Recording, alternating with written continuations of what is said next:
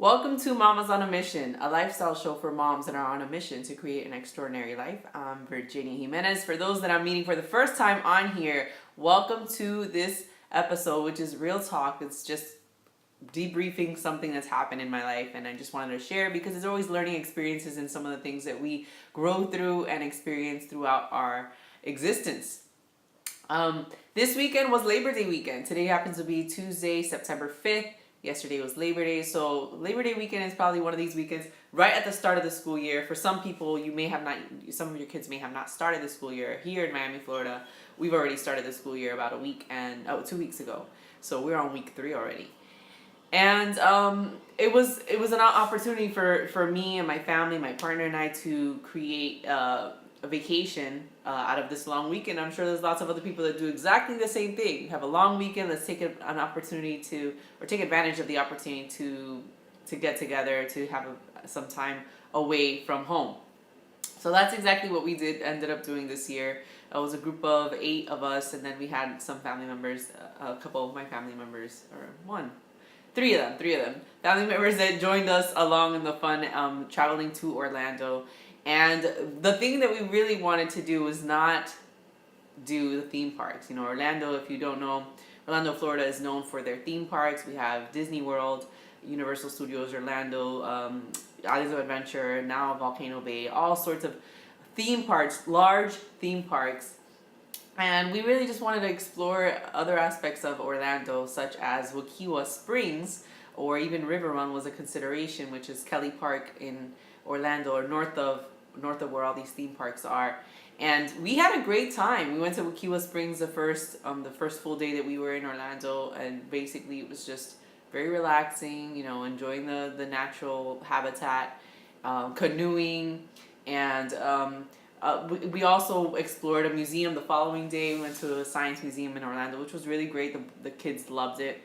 It was a good experience. Spent hours there, lots of hands-on stuff to do. But some of the things that came up was, you know, how do we make trips successful? And what exactly am I defining as success? Well, for me, successful trips, a successful vacation with family would be where everybody feels at peace, even the parents, even the adults. It's not so much just, all right, let's do what's fun for the kids and everything. Is just to make sure that they're having a good time, but that everybody seems to be enjoying themselves. And that's how I felt this trip was. I felt like it was an opportunity for the kids. The kids had a blast. They had a great time, especially because they were together.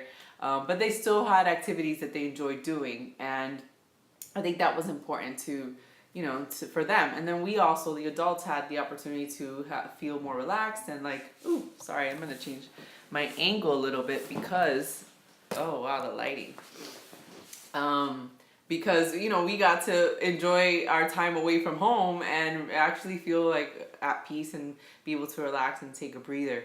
So we got to do all those things. I feel like what helped to make that successful was 3 things that I mentioned, which was discipline as far as like with the children, especially like my son who's 8, was definitely opportunities, learning opportunities for him throughout that. And despite being away from home, it's not a time for me to say, well, you know what, we're on vacation, I'm not gonna, you know, discipline him when we need to discipline him. You know, it was like, still, we need to make sure that we keep that in place, you know, the disciplines with however it is that you, discipline sounds horrible, right? Like, it sounds like so strong and stern, but it's necessary. I think it's necessary throughout our lives as adults.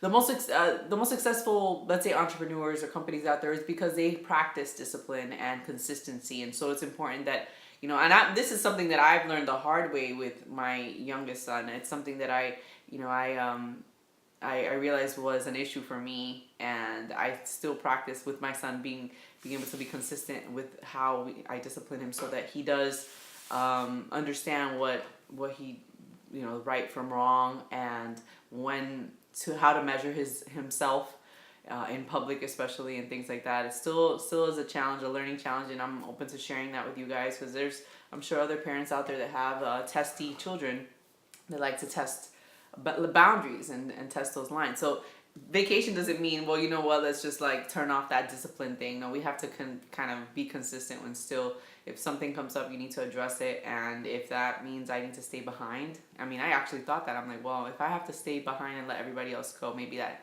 I should consider that. Now, I didn't end up doing that, but it was a thought.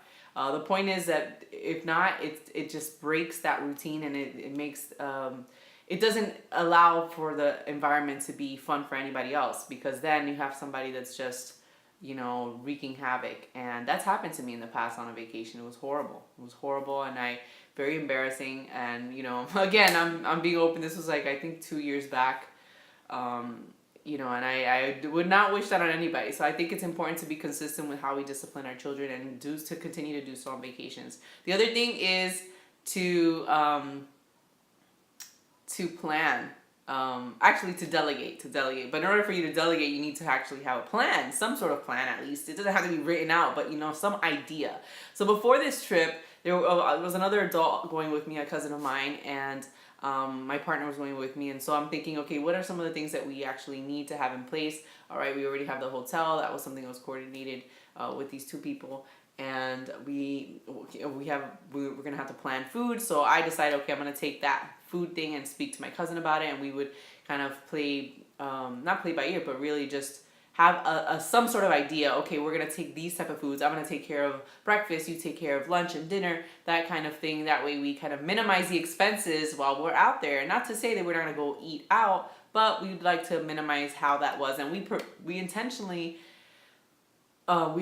selected a hotel that had a full kitchen. That way we can save. You know, that way we can actually not just save, but actually eat food that we would like to eat and feel healthy, and select healthier options. And I think that that's important because, you know, first of all, in a group of 8 or 7 of us, it was 7 of us going, you know, going out for meals, breakfast, lunch, and dinner, that could get pretty pricey. On top of that, you really don't know what you're getting when you go out to eat all the time.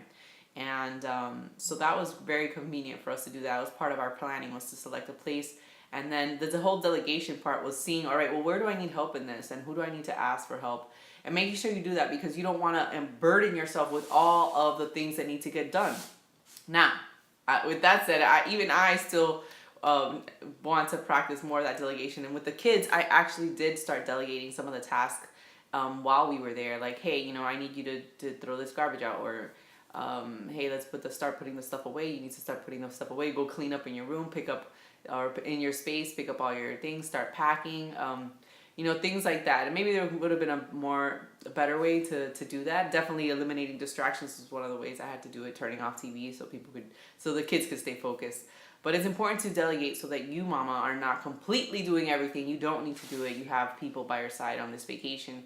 See who it is that you need to ask for help. What is it that you would need to ask for help for, and go ahead and do it. And see maybe if there's somebody that already likes to do that thing that you need done. And the other thing is communication, which is the whole part of delegation is communication. But communication as to other things, like, all right, when are we expecting to leave?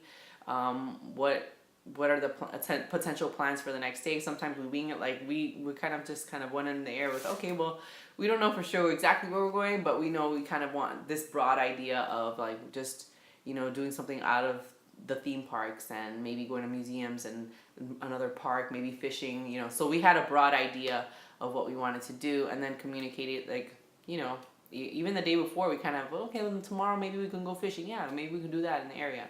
And that's what we ended up doing on one of the days. So communication on what to expect, communication on what time to leave, communication on what the food plan may look like, communication on who's driving. Oh, although that could be in the air too until the time you get to the car seat and like, okay, I don't feel like driving. Can you drive? Sure, let's do this.